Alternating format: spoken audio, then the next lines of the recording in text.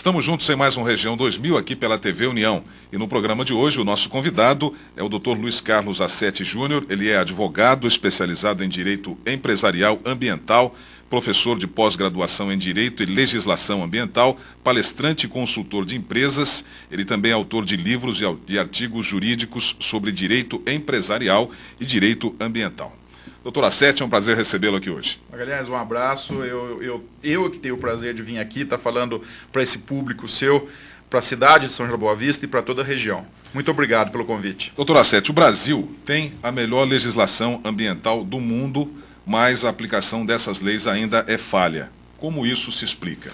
Magalhães, isso aí é um problema sério. E é bom que a população também tenha essa visão.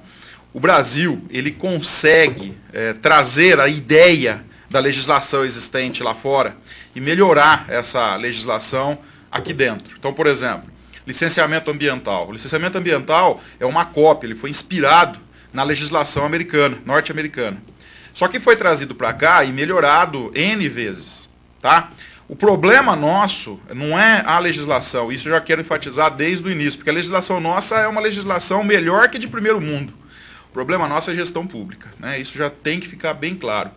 A legislação, ela é moderna, ela serve de inspiração para outros países, inclusive alguns de primeiro mundo, mas a nossa gestão pública ela tem muito que melhorar. Então esse é o grande problema, quer dizer, a legislação em si, ela é de primeiro mundo, realmente estou enfatizando esse item, tanto a federal quanto a estadual, e em muitas cidades, a municipal também, como é o caso, por exemplo, de Santo André, aqui no estado de São Paulo.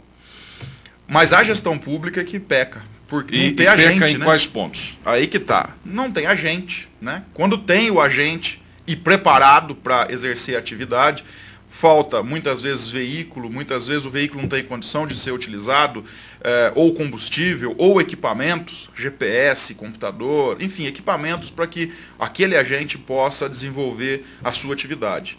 Então, legislação nós temos, o problema ainda é gestão pública. E como é que a sociedade pode resolver essa questão da falta de gestores ambientais? Olha, é uma pergunta complicada de ser respondida, Magalhães, porque depende primeiro de iniciativa política, né? Porque hoje o gestor ambiental, o agente ambiental, ele é visto pela sociedade muitas vezes como uma pessoa, muitas vezes até como um ecochato, que ele vai ali e multa a empresa e não deixa o desenvolvimento acontecer, e isso não é verdade. A própria sociedade tem que entender a função desse funcionário, desse ente público, né, o agente público, o órgão público, que ele está efetivamente desenvolvendo o seu trabalho para que haja, num futuro, desenvolvimento sustentável, que é exatamente aquele desenvolvimento que existe em cima de um tríplice apoio, que é o desenvolvimento econômico, social e o ambiental. Então, o agente ambiental, o que ele está efetivamente buscando é que aquela sociedade tenha um equilíbrio. A sociedade, se não entender o trabalho desse agente, vai ficar complicado. Inclusive, fica complicado até de entender a existência dele naquela localidade, né? Então, a sociedade, como ela tem que agir? Cobrar do gestor público, seja prefeito, seja governador, seja presidente, que os agentes ambientais estejam com um aparato de trabalho e pessoal melhor, mais equipado.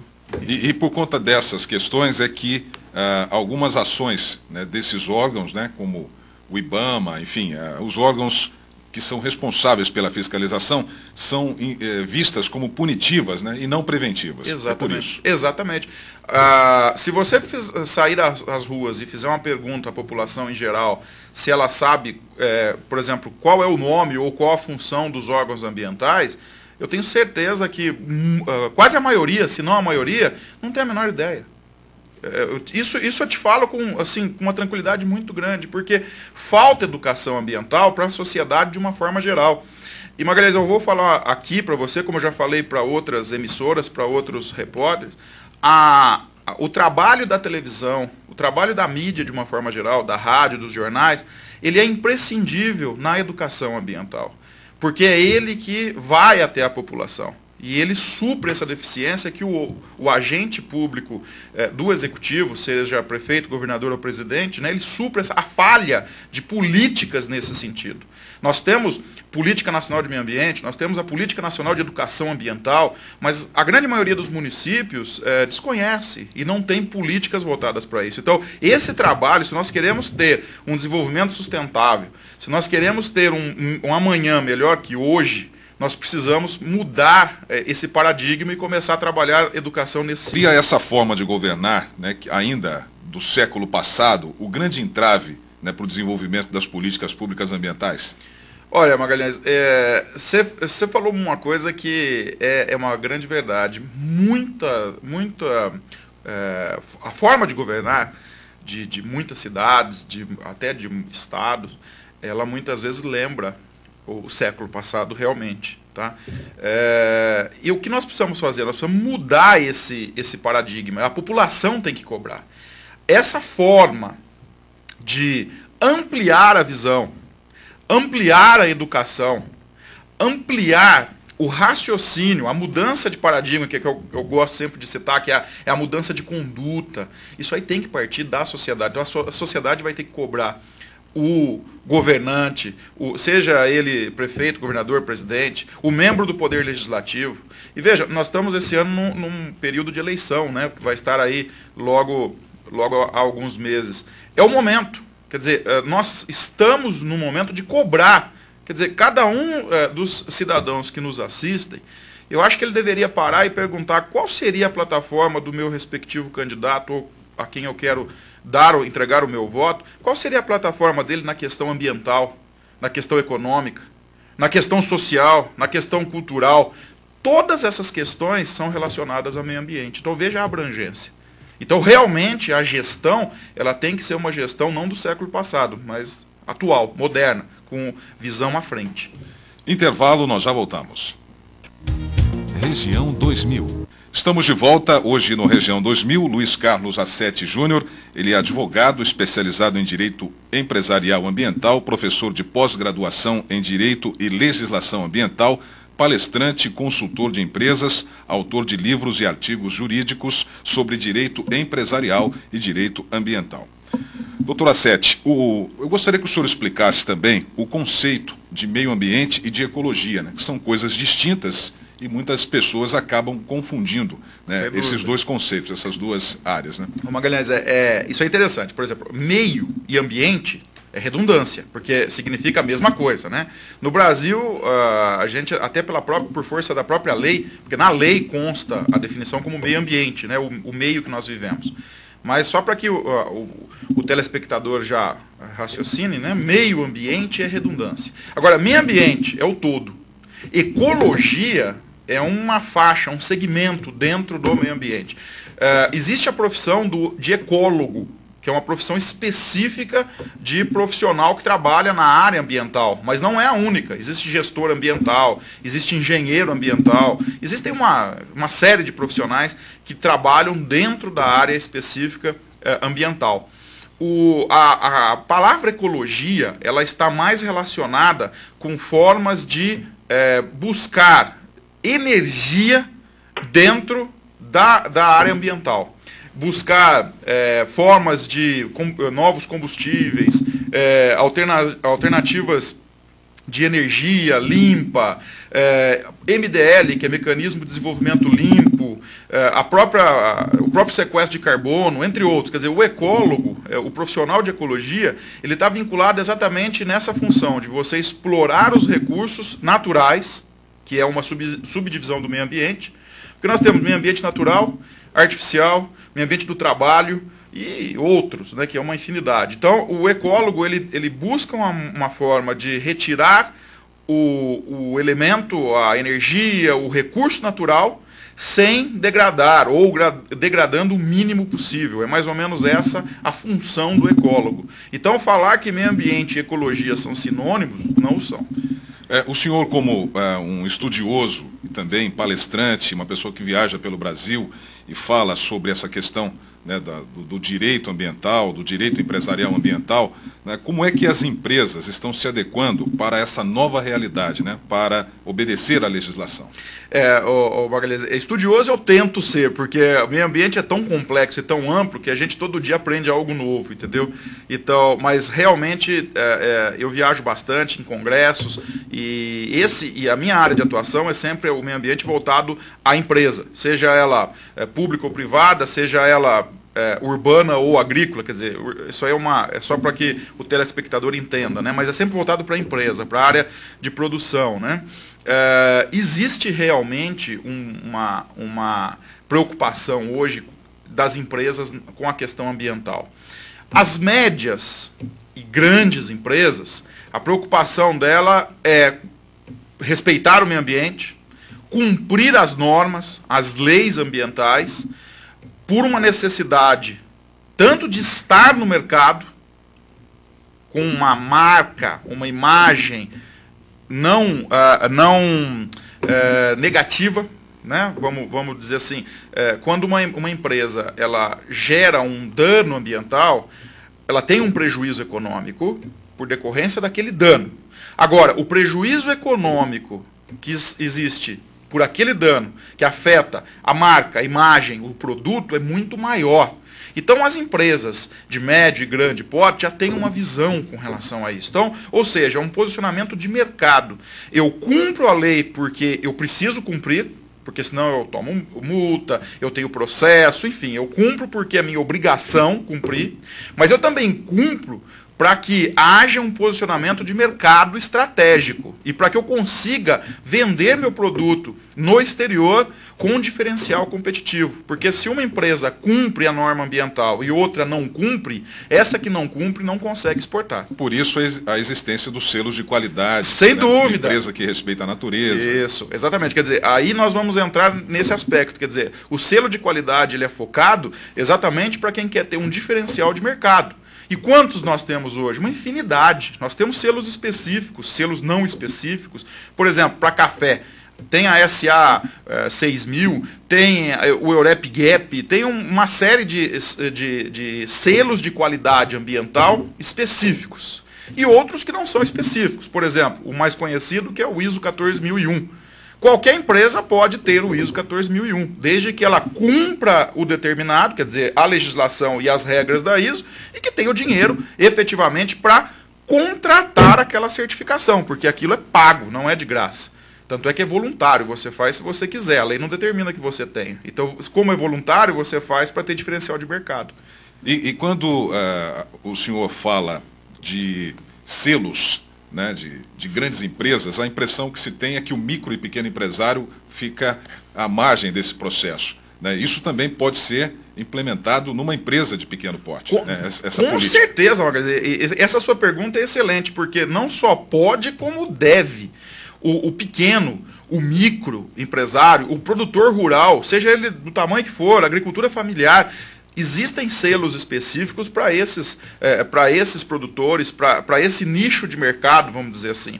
O próprio empresário, se ele quiser fazer um trabalho interno de qualidade ambiental, ele tem condição de fazê-lo. Ele tem condição. Basta ele ter como cumprir as normas e a legislação ambiental, procurando um profissional que o ajude nisso, e tendo uma estratégia de comunicação ambiental, de marketing ambiental, para que deixe isso transparecer na sua imagem, no seu produto, na sua marca.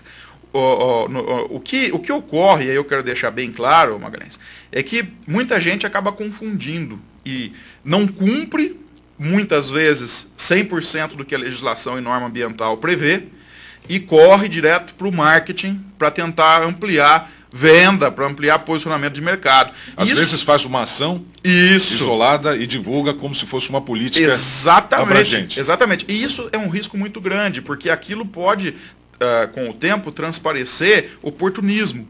E aquela empresa, ao invés de lucro, ela vai acabar tendo prejuízo, porque isso vai afetar efetivamente a marca, a imagem daquela empresa. Então isso é complicado, é problemático.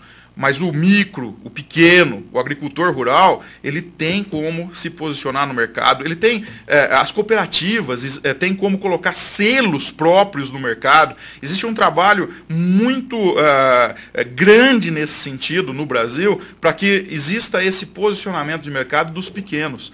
E essa é a grande tendência. Isso é o grande filão, inclusive dessa região nossa aqui. E isso dá dinheiro. Nós vamos ao nosso último intervalo, voltamos em seguida. Região 2000. O Região 2000 está de volta hoje com o Dr. Luiz Carlos Assetti Júnior, advogado especializado em Direito Empresarial Ambiental, professor de pós-graduação em Direito e Legislação Ambiental, ele que também é autor de livros e artigos jurídicos sobre o tema. Doutor Assetti, a cobrança pelo uso da água é uma boa alternativa? Magalhães, a cobrança pelo uso da água, ela teve início, tá, com a ideia do princípio do poluidor-pagador, usuário-pagador. Então, a ideia vem desde 1972, com a primeira reunião da ONU em Estocolmo, Suécia, onde esse princípio, diga-se de passagem, ideia de brasileiro, usuário-pagador e poluidor-pagador, pouca gente sabe disso. Então, começou lá. Com a Rio 92, isso tomou um corpo muito maior. O volume de informações que começaram a ser movimentado em volta desse tema foi maior do que em 72, até pela consciência ambiental que estava mais sólida das comunidades, das sociedades de uma forma geral. Em 97 surge a Lei 9433, que é a Política Nacional de Recursos Hídricos. E ela traz alguns conceitos de água, como água sendo um bem finito, água tendo valor econômico. Porque se nós puxarmos pela memória, quando nós estávamos lá no banco de escola, nós tínhamos nos nossos livros de escola, as professoras nos falavam que o Brasil era um país abençoado porque a água era um bem infinito. E hoje nós vemos que isso é mentira. A água está acabando, né? Então, ou seja, é um amadurecimento e uma nova visão de um bem, de um recurso natural. Então, quando essa lei ela entra em vigor, ela traz exatamente essa revolução de visão sobre esse recurso água, esse recurso natural. A cobrança, ela é necessária. Muita gente não concorda, muita gente acha que isso é absurdo, mas não é. A água tem que ser cobrada. Todo recurso natural, o proprietário do recurso natural é a sociedade. Se eu utilizo esse recurso natural, eu tenho que fazer a contrapartida, eu tenho que pagar pela utilização disso. Isso acontece na mineração, por exemplo. Cada vez que o minerador retira argila, areia, qualquer minério, inclusive água mineral, que é minério em forma líquida, né, ele tem que fazer o pagamento da contrapartida, que é a CEFEM, Contribuição Financeira por Exploração Mineral. Essa CEFEM vai ao governo federal e os municípios têm direito a 60% dela, aonde é extraído o minério. Poucos municípios sabem disso. Olha só. Então, quando você fala de pagamento sobre a água, o raciocínio é mesmo. Só que esse pagamento não fica restrito ao município, ele fica restrito ao Comitê de Bacia Hidrográfica, que ele é gerenciado exatamente pelos órgãos públicos dos municípios que ali estão sediados e pela sociedade civil de uma forma geral. Então, a cobrança ela é necessária. E um outro detalhe, a cobrança ela tem uma fórmula específica.